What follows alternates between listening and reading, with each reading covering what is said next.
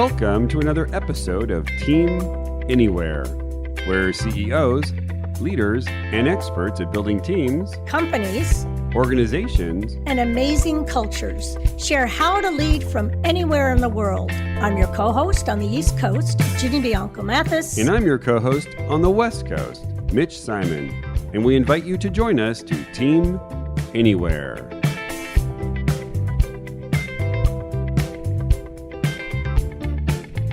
Today on the podcast, we have Perrine Farque, author, speaker, and expert on diversity and inclusion. Her book is called Inclusion, the Ultimate Secret for an Organization's Success. Perrine shares with us how to create a feeling of inclusion and belonging even with today's dispersed workforce. She gives us tools on how to conduct inclusive meetings, ideas on how to retrain managers, and yes, how to build strong connections where people feel that they belong on their team anywhere. Hello and welcome to another episode of Team Anywhere. I'm your co-host, Mitch Simon on the West Coast. And on the East Coast, I've got my co-host, Dr. Virginia Bianco Mathis. And today, we're excited to have on the podcast Perrine Farque, an author, speaker, and expert on diversity and inclusion. We're excited to have Perrine on the podcast because we've been searching for the perfect person to help our listeners navigate how to implement diversity, inclusion, and belonging in the hybrid world. So great to have you on, Perrine. How are you? I'm great. Thanks, Mitch. And thanks for having me today. You're so welcome. And for those listeners who haven't figured out your accent, where are you? So I'm based in London, United Kingdom. But as you might hear, I also have a bit of a French accent. I was born and bred in France. So get a bit of French and English accent in there. Wow, great. So that is already a lot of diversity going on. Yes, that's right. So as we do with every guest, please share with us, Perrine, what is the one thing, and I love this question, what is the one thing that surprised you the most about yourself? I surprised myself by how much I could learn. I never knew how much I could learn. Sometimes you have an image of yourself. You think, I'm that person. And actually, when you go through something difficult like COVID, the pandemic and everything, you discover things that you can do that you didn't know you could do. So just the level of resilience, the level of grit, the level of perseverance really was kind of a discovery for me. I never knew I could do all these things. So that was a surprise for me. I love what you just said, because it opened up the window for possibilities.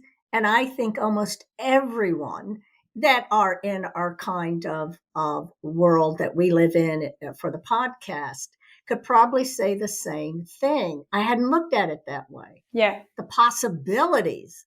Absolutely. That's wonderful. Thanks. I think a lot of people have had to deal with a completely unplanned situation, and we all had to deal with it. Some people dealt with it in different ways, but from my perspective, it was like, okay, the only way through it is through it, right?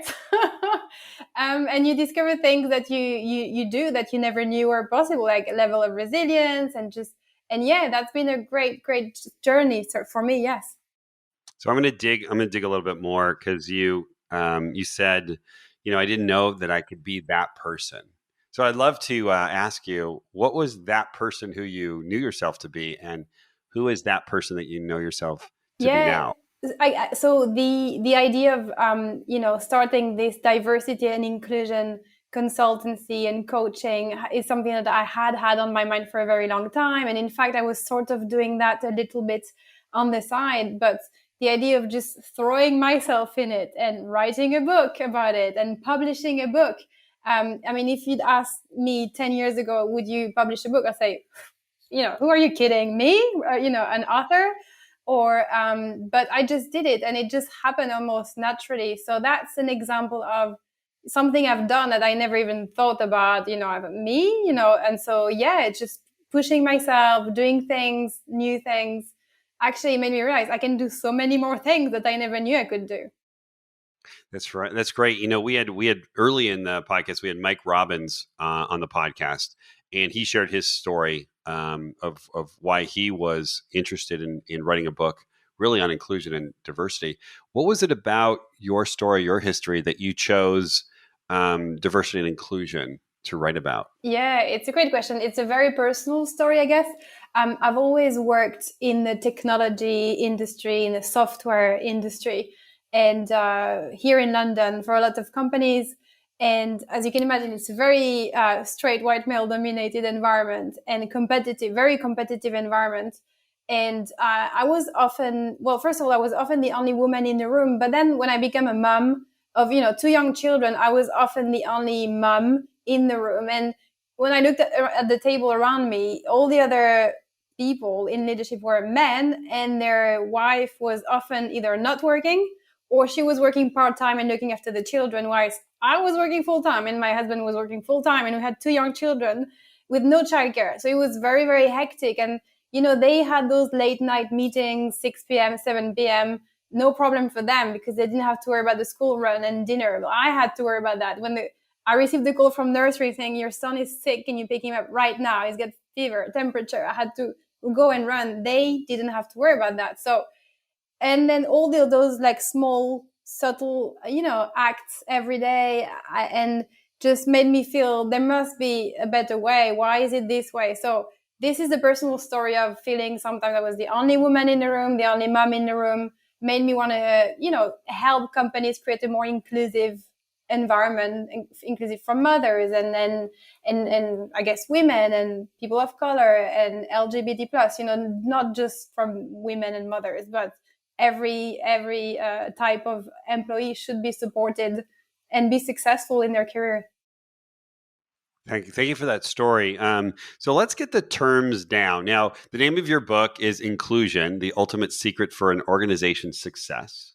Yeah. And in the book, you share the definition, as many books do, as the definition or the distinction between inclusion and belonging. So what is the difference between inclusion and belonging, and why are they both important? I think in my experience or in my mind, inclusion is really the feeling of being heard and seen and valued for who we are. So when we go to work and people, say hi and they say your name, how are you today? And when you share an idea, people listen to your idea and they listen to it, they value your comment and your feedback. For me, that's being included. So, for example, I had this amazing inclusive leader called Steve. I always talk about him. He's literally the most inclusive leader I've ever had. And he would come to work in the morning. He would open the door. We had an open space. And Steve, he was our VP of sales. He was a busy man. I mean, he didn't have to, do all the things, but he would say hi to everybody. He would say everybody's name. He would just go to everyone, even people who were not in his team. And he would say hi and call their name. How are you today? And he would have a nice word for everyone and say, he would remember everything. How was your wife's anniversary last night? How is your kids? Is he feeling better today? How is your run, your marathon training? Is it going well? He would just remember everything. And this is an example of an inclusive leader who created true inclusion in the team. People felt included. And then belonging, I think, is the level beyond this, the sort of the ultimate, the ultimate level where people feel they belong like a team. They belong to like almost a tribe, and I think as human beings, we're all hardwired to belong. Like Brené Brown always talks about that really well. We're hardwired. We're here for connection. That's what we're here for. So belonging is when you feel you're part of the tribe and you're part of something, you share a culture. So it's almost the ultimate, the level above. So they're very close, inclusion, belonging, but belonging is really you feel they're your family. They're your extended family. I'm just wondering how how you're looking at, I know your book is really recent. How are you looking at belonging and inclusion as it pertains to those hybrid types of workspaces? Yes, no, you're right, because, hybrid work has changed the way businesses operate, has radically changed the way teams operate around the world. So, it is here to stay. I believe at least hybrid work is here to stay for many organizations. Not all of them. Some can't do the restaurants, for example, but technology for sure. A lot of industries are going to embrace fully hybrid. So there are ways that managers can create inclusive environments in hybrid work. And so, for example, especially I think meetings are very important. We all spend a lot of time in meetings. I think I was doing a poll the other day. It's about 70% of our time as employees is spent in meetings, if not more. So the way we navigate meetings remotely or even in hybrid settings has changed So things like monitoring who speaks in meeting, because you can have a mom at home with her children maybe, or she's at home because she has to do the school run in the morning or the school run in the evening, maybe. And so you might have more, actually I was reading this, more male employees who might be physically in the office, maybe because they have less childcare duties. And maybe some mothers are more likely to stay at home and work from home because maybe they are doing the school run or look after an elderly relative. In that case, how do you make sure both are treated equally, fairly, and heard? So monitoring who speaks in meeting, speaking time. You might even allocate someone whose job or task is to monitor speaking time. Make sure we allocate similar time. Doing round robin, for example, going around the table. Observing people's dynamics in meetings as well. If there is anything like, bullying or maybe interruption, a lot of interruptions. Are the people at home interrupted more often than the people in the office? In paying attention to the small things like, gossip or jokes around the water cooler, right? So people in the office might, whilst we wait for everybody to join, they might make, some office banter or jokes or chat, which the people at home might not fully understand or be part of. So paying attention to the small things like that, and it's okay to have office banter and to laugh, but include the people who are remote as well. So those are all things. And you might as well take the opportunity of remote work and hybrid work as a people team or as a leader to revisit your promotion policies. So, for example, things might be outdated. If you look at your performance review and KPIs, performance review numbers, it might no longer make sense to measure someone's success based on their office presence, for example, or it might no longer make sense to judge someone's performance based on them helping do certain tasks in the office, like welcoming new guests and things like that. So just revisiting, making sure your performance reviews policies are updated based on this new setting. Those are all small things that you can do as a leader to create that inclusive environment in hybrid work. There's two things you said that really resonate with me. One is what you just said about relooking at what are even the definitions of that. You can still have presence, but you better have some bullets underneath that include certain things for folks that might be in the office. And you may also demonstrate it if you are hybrid or virtual. And there's some bullets for that. Yeah. Right. So you take each one of those and broaden the definition so it's more inclusive. Yeah. I also love, and it might mean, I think there's an article in this, a whole different way of defining facilitation. You mentioned maybe you have someone whose job it is to, all right, who hasn't spoken, who has? Oh, wait a minute. If we're going to do some breakout discussions, who's in what groups? And I heard someone recently say, we end up putting all the people that are virtual in one group and all the people that are in the office in another. No. You have to mix that all up and then have the technology to make that happen. Yes, absolutely. And I think you touched on some good points here. And also training and retraining your leaders and your managers. I think nowadays a lot of managers are young. I've seen that in technology. A lot of people are in their late 20s, early 30s. They're like straight out of uni, very smart, sort of school smart, but not necessarily emotional intelligence smart. They've never been trained on how to manage a team of people, especially remotely. And so we have this new generation of what I call young managers who've never been trained on how to manage people. And they're doing a terrible job at it. And it's not their fault. They've never been trained. But really, then that creates an environment that's not very inclusive for lack of education. Really, not bad intentions, but lack of education. They don't know how to build trust and psychological safety. Perrine, you talked about your work as a marketing manager and never feeling like you belonged.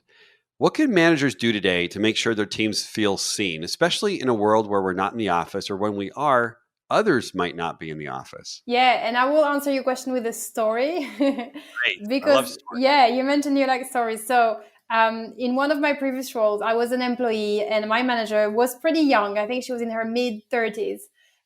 One thing to mention that we were both in separate continents. I was in the United Kingdom, she was in the US.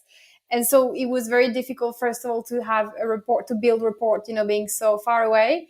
And so during our one-to-ones, obviously remote, everything was remote. During our one-to-ones, there was no basic, eye contact, or no, how are you, or, how are things going? It was just straight into business. And that made it really difficult to connect with her, to connect on a human level, right? So talking about business was, of course, important, but it's hard to talk about key business issues and challenges when you don't have that basic connection. So one of the things I would definitely advise managers and leaders to do is to make sure they make time to build those very, very important connections with their team, right? Even if you're remote, especially if you're remote, take the time to understand your person. Ask, how are you? How are things going with you? Don't dive straight into business, because it's going to be counterproductive. Even if you only have half an hour to talk, and even if you have a lot of key things to discuss, I promise you that if you spend the first 5 minutes to build connection and ask them how they really are, maybe the first 10 minutes, you're going to get so much more out of them, because they're going to feel heard and valued and respected, I guess. They will open up so much more, and your business conversation is going to be that much more productive. So it's a long answer to your question, but really take the time to build authentic, genuine connection. You will get so much more in return. I was wondering if you are actually on the receiving end, and what's amazing about your story is that you were saying before that your manager in the US was actually spending an hour on the phone with you every week. Yeah. Which to me sounds like, wow, this is a manager who really, quote unquote, cares about you. And yet this manager wasn't very personable. What if I'm on a team and my manager, decides that he or she is committed to me and spends an hour on the phone with me and never asks me what's going on with my life? What would I do? Because I think a lot of the books on inclusion and belonging have a lot to do with the manager and what the manager should do. What could an employee do that doesn't feel like they belong? It's a fair question. It's a very, very good question, because I like in your way of thinking, you're taking responsibility for the relationship, right? You can't expect the other person to read your mind, first of all. They also have their own challenges going on that you don't necessarily know about. So I like your approach about taking ownership. I'm a big believer in taking ownership. So you're right. You might be on the receiving end of that lack of inclusion. You might be the employee, but it doesn't mean you can't take action. You could start, baby steps. Start with baby steps. Maybe you could be the one saying, "Hey, how are you today?" Or how was your week so far? How was your day? How was your weekend? And just take it from there and just build baby steps. You can see if that person is responsive or not. If they are, then try to dig a little bit deeper. Is there anything I can do to help you? What are you working on at the moment? I can help you. What help do you need from me?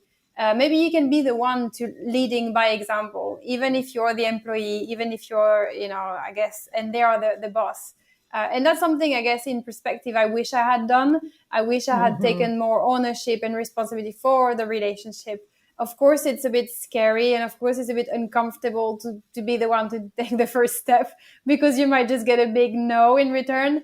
But if you don't do anything, things are not going to improve. So yes, I agree with you. Your question, I think you can and you should take ownership and be the one who builds connection and trust. Perrine, it goes back to something you just said before this, which is creating some kind of space so that these younger folks, who now their role models might be around the world, sometimes might be in an office or not, and have to learn the things we've asked of them for years anyway. How are we going to make that happen? Well, sometimes just putting it right out on the table, right? So saying, it would be very useful to me if blah, blah, blah, create those kinds of interact. Now, then the employee can begin to ask, and what can I do? Right. Or here's what I need. Make those okay. Give them permission. There. That's a much better phrase that I have found. Yeah. I have found a lot of leaders, and I'll shut up in a second, but it was it hit me over the head. I had a leader who was struggling a bit with this hybrid virtual, and I said, you need to start one-on-ones. Now you have the person in India and you have the person over here, and come up with what are you going to talk about, and make sure you spend about 15 minutes. She called me up a week later and she said, oh my gosh, this blew my mind. How wonderful it went because of all the things you've been saying, the whole inclusiveness, and someone is talking to me, establishing trust. Have those one-on-ones. Absolutely. So important. Yeah, Absolutely. Thanks for raising that. Thank you, Jenny, for that story. Now, in the book, you share the difference between depreciation and appreciation.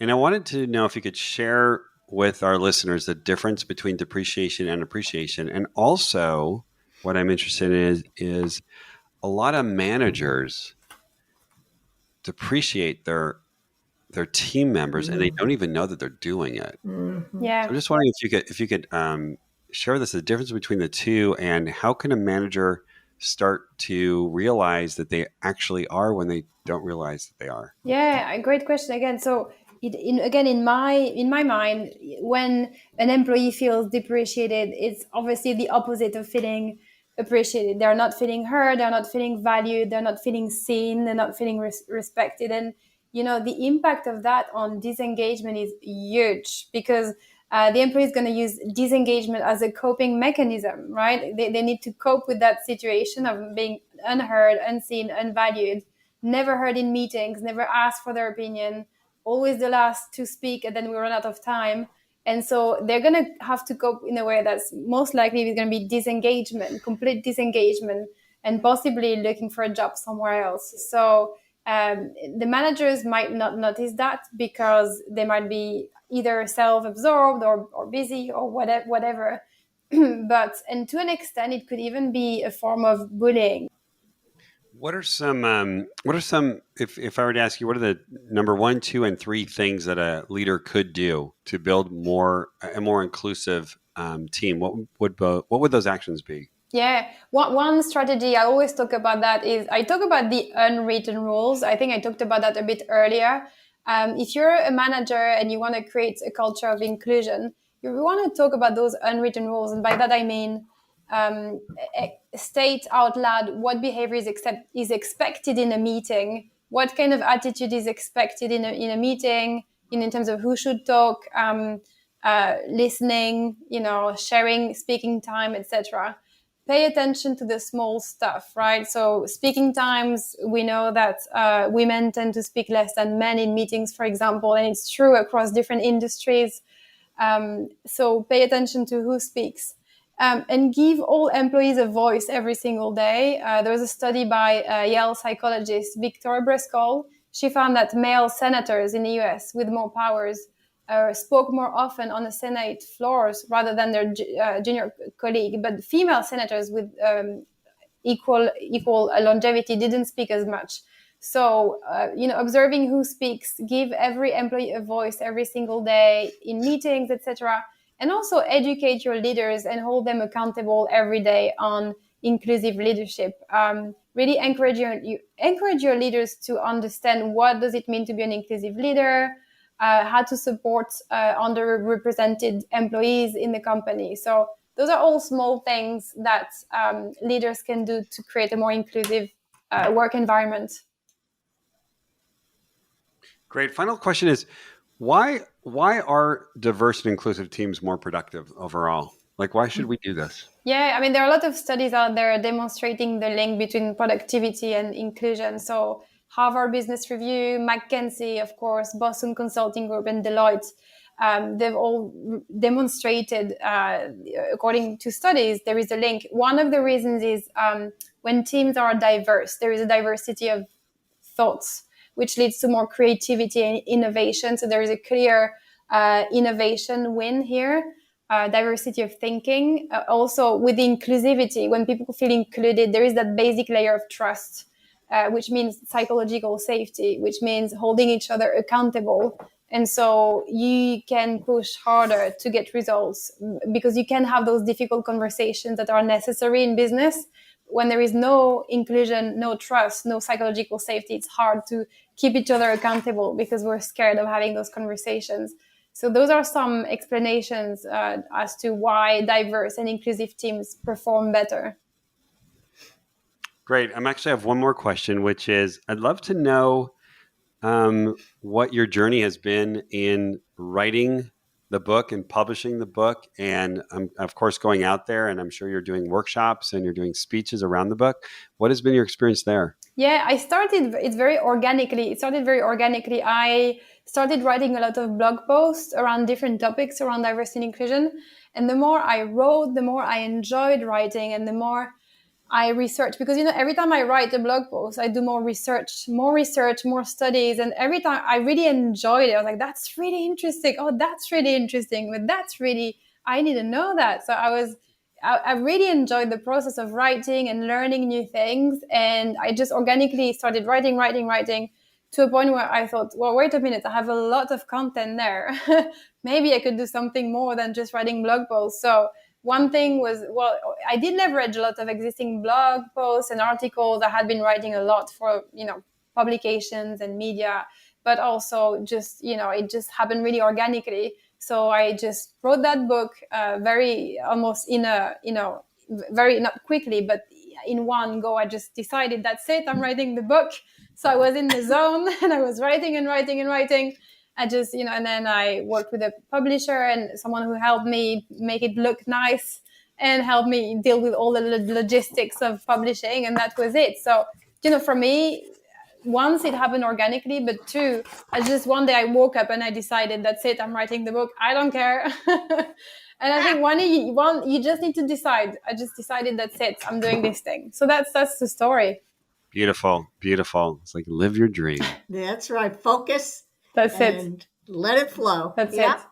Great. So where can our listeners find you, find your book, find your TEDx talk?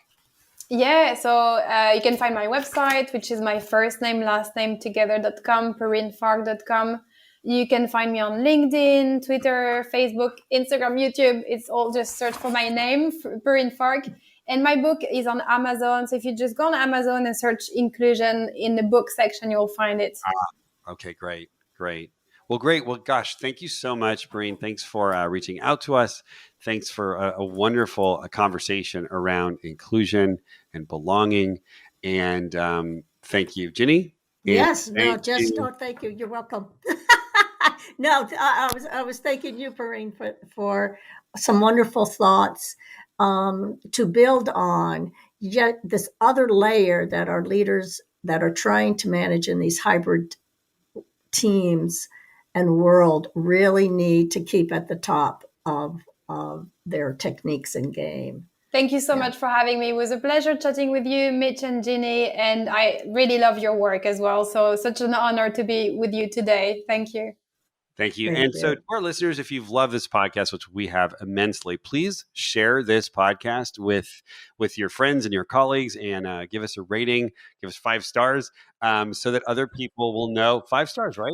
Yes. It was 5 stars. So that other people will be able to find our podcast. So we thank you and we look forward to seeing you next time on Team Anywhere.